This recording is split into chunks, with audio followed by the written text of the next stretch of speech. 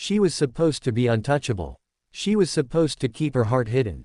But now, Princess Leonor has broken her silence, and the entire world is listening. Royal heartbreak or true love? This is the moment Spain's future queen finally speaks. From the day she was born, Leonor de Borbón has been the symbol of Spain's future. Every step, every gesture, every smile has been dissected by the media. The weight of centuries of monarchy has been placed on her shoulders. For years, she has been a picture of composure, the perfect daughter, the perfect student, the perfect heir. But beneath the glittering tiaras and the carefully staged palace photos, Leonor is also a young woman. And young women feel love. They feel heartbreak. They feel the tension of balancing who they are with who they are expected to be. And today, for the first time, she lets the world see that side of her.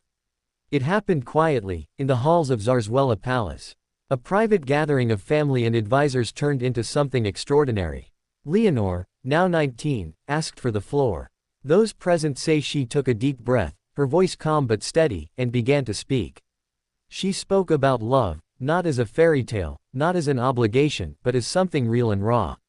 She revealed that over the past year, she had experienced both joy and pain. She had fallen in love, truly in love, and that love had been tested. Some in the room were stunned. Queen Letizia, who has always been protective of her daughters, was said to have tears in her eyes. King Felipe listened in silence, giving Leonor space to express herself. But this was not a plea for pity. This was a declaration. Leonor wanted everyone to know that her heart was her own, and that what she felt was not weakness, it was strength. She spoke of the pressure she has faced, the constant speculation about her private life, the headlines that tried to paint her as cold or distant. And then she smiled and said she refused to hide her heart any longer. The palace, at first, was cautious. Should this story ever leave the room? Should the Spanish people hear such a personal confession? Advisors debated, worried about how this might play out in the media. But Leonor was firm. She wanted her people to know her truth, not through tabloids, not through gossip, but through her own words. So she sat down for a filmed message. No scripted notes, no teleprompter. Just Leonor, speaking from the heart. She admitted that love had found her unexpectedly, that it had made her feel alive, and that it had also left her vulnerable. She said she had faced heartbreak, and that heartbreak had taught her what kind of queen she wanted to be.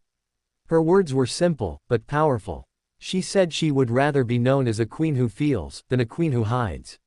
She promised to lead with compassion, with understanding, with the perspective of someone who has truly lived. When the video was released, it was nothing short of historic. Millions watched within hours. Young people across Spain flooded social media with messages of support. Parents spoke about how much courage it must have taken for Leonor to share her heart. Even critics of the monarchy admitted they were moved by her honesty. And then came the questions. Who was the person Leonor had loved? Was he from Spain? Was he someone from her time at UWC Atlantic College? Was this romance over, or just beginning? The palace remained silent on details. What mattered, Leonor insisted, was not the name, but the feeling, the fact that she had chosen honesty over secrecy. This moment has sparked an entirely new conversation about what it means to be royal in the 21st century. Leonor is not just stepping into the role of queen, she is reshaping it. She is saying that vulnerability is not a flaw. That love, even love that doesn't last, has value. That heartbreak can make a person stronger. International reactions poured in. Danish media speculated whether Prince Christian knew of this revelation. British tabloids compared Leonor's openness to Princess Diana's emotional candor. European commentators called it a turning point for the Spanish crown. But beyond the headlines, this was about a young woman coming of age. About a daughter looking her parents in the eye and saying, "I am ready to lead, because I am ready to live." In the weeks that followed, Leonor appeared at several public events. Observers noted a new confidence in her step, a softness in her smile, a serenity that seemed unshakable. She greeted crowds with warmth, laughed more freely, engaged more directly with the people she will one day rule. And the curiosity loops keep building. Was this just the first time she would share her private self with the world? Will we one day see her stand hand in hand with someone she loves, introducing him to Spain not as a secret but as a partner? For now, what we know is this: Princess Leonor has spoken. She has reminded Spain, and the world, that even the future queen has a beating heart. That she is not just a symbol on a balcony, but a young woman who dares to love, dares to hurt, and dares to hope. Her words have given new life to the monarchy. They have bridged the gap between the palace and the people.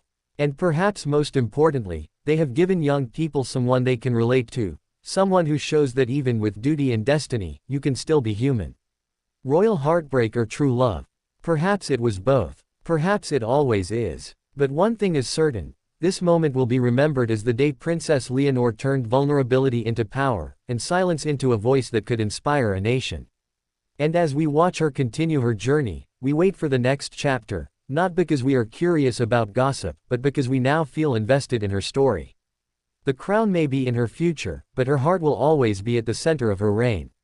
This is not the end of the story. This is just the beginning.